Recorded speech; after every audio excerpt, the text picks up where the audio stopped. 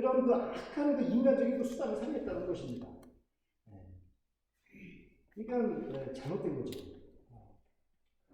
우리 성도님들도 혹시 정말 그런 실수를 범하지 않을까 조심해야 하는 거죠. 하나님의 일을 한다면서 목적을 위해서 수단과 방법 가리지 않고 막 거짓말을 일삼고 그냥 막 이렇게 사기치고 그러면은 그거 하나님이 기뻐하시겠어요?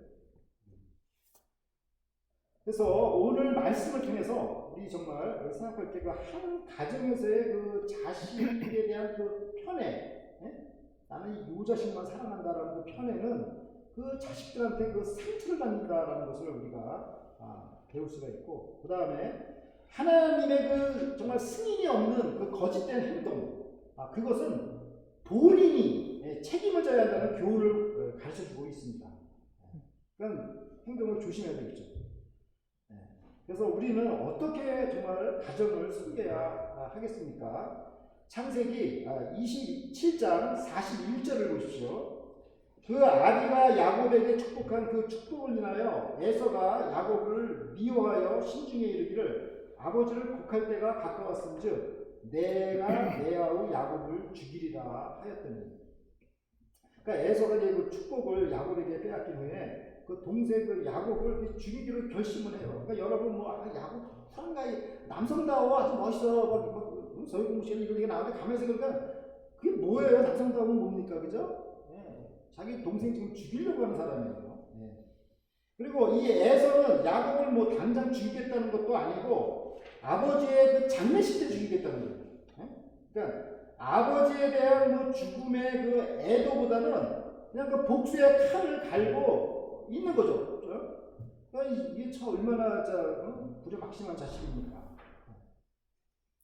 그리고 우리 그 서유공시에 우리 김단의 생사는 그 지적했듯이 에서는 그 지 어머니를 또 생각을 안 하는 거예요. 그러니까는 그냥 아버지 죽을 때 자기 자식을 자기가 죽이면 그 어머니는 또 얼마나 정말 슬프겠어요. 그냥 그러므로 우리가 결론적으로 에서는 정말 어머니 레베카도 전혀 신경 쓰지 않는 악한 자녀입니다. 그래서 우리는 이런 자녀를 정말 어떻게 양육해야 할까요? 이게 이제 우리의 태스크죠. 우리의 문제죠. 자, 창세기 27장 42절을 보십시오. 맏아들 에서의 이 말이 리브가에 들림에 이에 보내어 작은 아들 야곱을 불러 그에게 이르되 내 형 에서가 너를 죽여 그 한을 풀려 하니. 우리 이제 한국 속담에 낱말은 새가 듣고 반말은 쥐가 듣는다라는 그 말이 있듯이 에서의 이 살기 등등한 이 말이 그 리브가의 귀에 들려진 것입니다. 그러니까 리브가는 벌써 이 사태가 굉장히 심각한 사태로 지금 이렇게 치닫고 있는 것을 알고 지금 마음이 지금 굉장히 이렇게 조급해질 수밖에 없는 것을 우리가 알 수가 있죠. 43절과 44절을 보십시오. 내 아들아 내 말을 쫓아 일어나 하란으로 가서 내 오라버니 라반에게 피하여 내 형의 노가 풀리기까지 몇 날 동안 그와 함께 거하라. 그러니까 리브가는 야곱을 지금 당장 오라버니 라반이 사는 그 하란으로 피하라고 권합니다. 그러니까 리브가 생각에는 그 에서의 분노가 며칠간이면 끝날 것이다 이렇게 생각을 했던 것입니다. 그런데 슬프게도 이 기간이 20년이 걸렸습니다. 그리고 이 말이 야곱에게는 그 살아생전 마지막 어머니의 유언이 된 것입니다.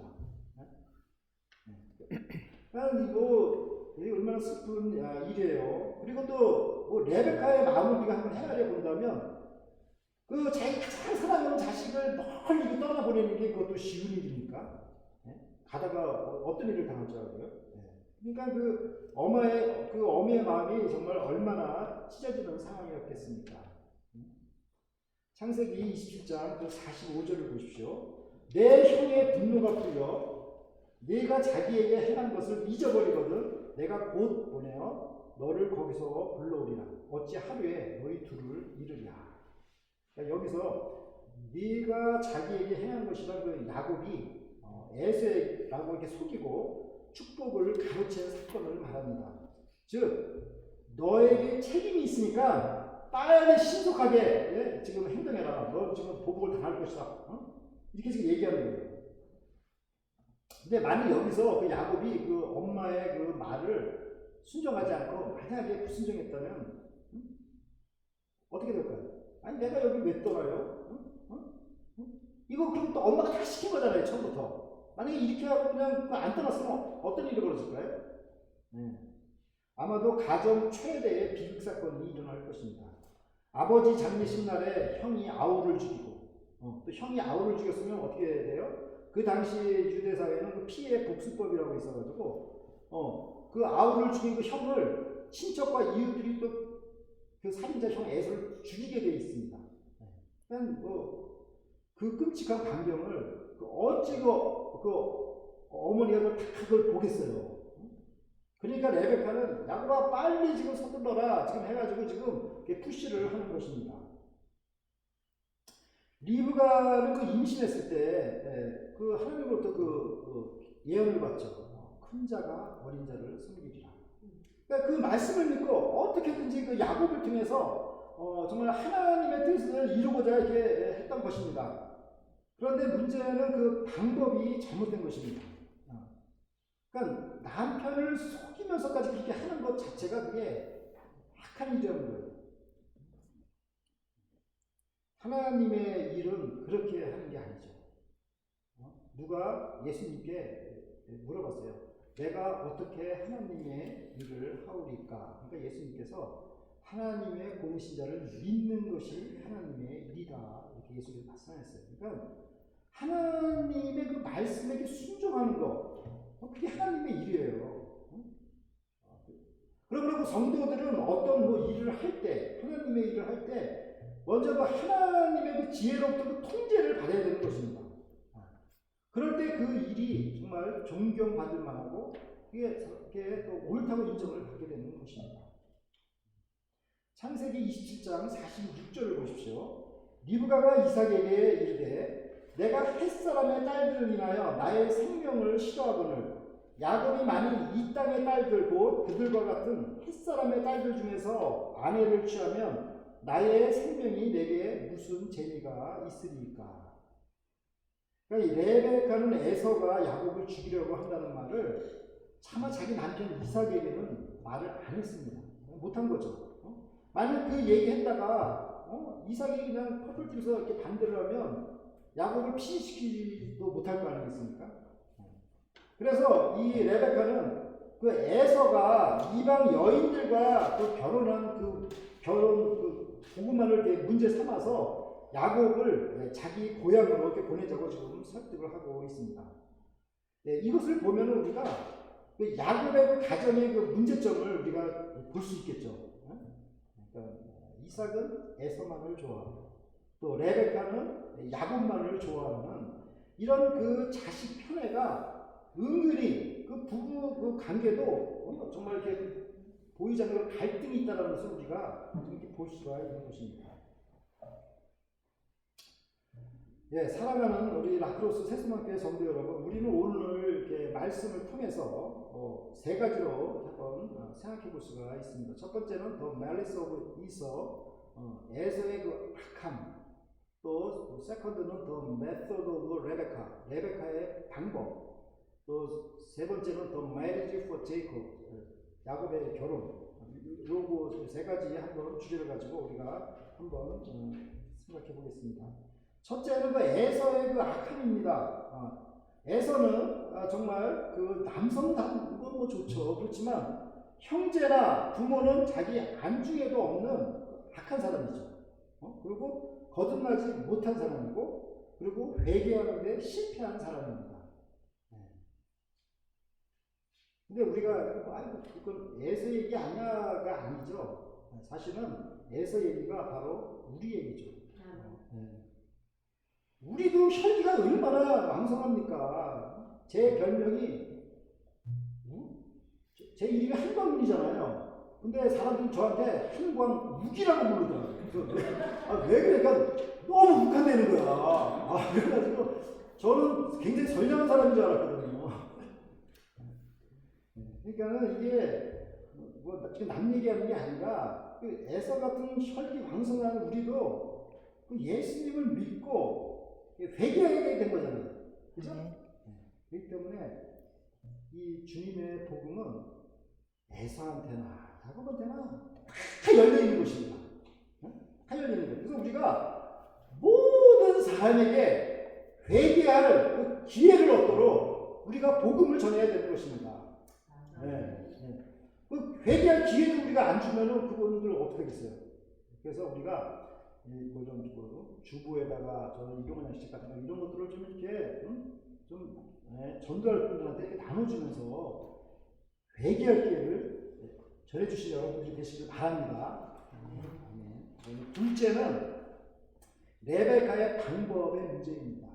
레베카는 그 자기 수단으로 하나님의 그 목적과 계획을 이루려고 하였습니다. 근데 이제 하나님을 이렇게 얕잡아 보면 안 되죠. 하나님께서 어떤 목적을 갖고 계획을 가지고 하신다고 할 때는 인간이 그걸 막을 수 있다고 생각하십니까? 아니면 뭐 인간이 뭐 서포트 한다고 해서 그게 더 잘 된다고 생각하십니까? 그렇지가 않은 거예요. 하나님의 그 계획은 그대로 흘러가는 거예요. 누구도 그거를 막을 수가 없어요. 근데 물론 하나님께서 뭐 인간의 실수 뭐 해가지고 다 그런 것들도 다 사용을 하시지만 하나님의 뜻을 어느 누구도 제지할 수는 없는 것입니다. 그러므로 우리가 여기서 생각할 게 자기 뜻대로 주님의 일을 하는 것이 아니라 정말 하나님의 그 허락을 받으며 하는 것이 중요한 것입니다. 그냥 뭐 하나님하고 전혀 상관없이 하나님의 방법하고 전혀 상관없이 그냥 뭐 남을 속이고 뭐 자기 마음대로 하는 행동은 각자에게 그 책임이 따로 있는 것입니다. 처절한 그 앞에 있는 것입니다. 셋째는 자녀의 결혼 문제입니다. 그 레베카가 그랬죠. 나는 그 이방 여인들과 사는 게 아주 역겹다, 디스거스팅하다 이렇게 그래서 못 살겠다 이렇게 말했습니다. 그러니까 한 가정이 영적으로 이렇게 하나가 되지 못한다면 그 가정에 어떤 무슨 뭐 평화를 기대할 수가 있겠습니까? 그러니까 산다는 것 자체가 힘든 것입니다. 그러므로 우리들은 우리의 그 자녀들이나 뭐 친구의 자녀들이 정말 믿음의 가정을 이룬다, 청첩장을 돈에 만약에 주면은 정말 기쁨으로 진짜 그들을 정말 축복하고 함께 기뻐해야 되는 것입니다. 또 주변에 있는 그 선남 선녀들 결혼은 믿음의 가정을 이루도록 잘 도와야 되는 것입니다. 우리 레베카 집사님은 그냥 그 줄리었어요. 믿음의 가정 잘 이루도록 그냥 금시기도 하세요. 아무튼 그렇게 해야 되는 거예요. 그래서 우리가 이삭의 그 가정을 그 반면교사를 우리가 삼을 수 있겠죠. 그래서 우리는 그러면 자녀를 어떻게 양육해야 할까요? 에베소서 6장 4절 말씀입니다. 또 아비들아 너희 자녀를 노엽게 하지 말고 오직 주의 교양과 훈계로 양육하라. 우리 저기 세나 예쁜 사진 보이시죠? 얼마나 사랑스러운 딸이에요. 그러니까 그냥 이 세나를 주님의 교양과 훈계로 기르라는 거예요. 아멘. 얼마나 멋지게 자라겠어요.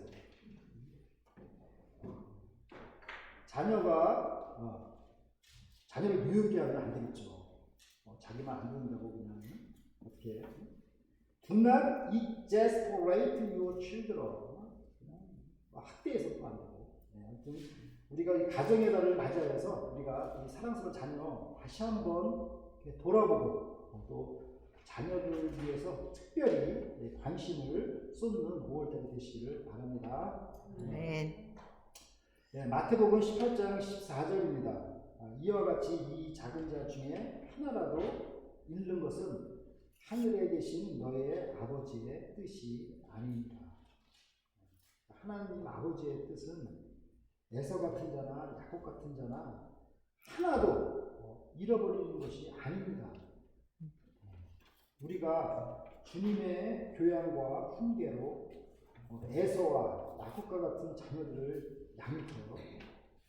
하나도 잃어버리지 않고 주님의 뜻을 이루어드리는 복된 성도 여러분들이 되시기를 간절히 기도드립니다. 아멘. 함께 기도드리겠습니다. 하나님 아버지, 어느 작은 자라도 잃어버리는 것은 주님의 뜻이 아닌 줄 압니다. 우리가 자신의 방법으로 행할 때에는 소자들을 잃어버릴 수밖에 없습니다. 오직 주님의 교양과 훈계로 자녀들과 이 시대의 젊은이들을 양육하여 한 사람도 잃지 않고 얻을 수 있도록 도와주시옵소서.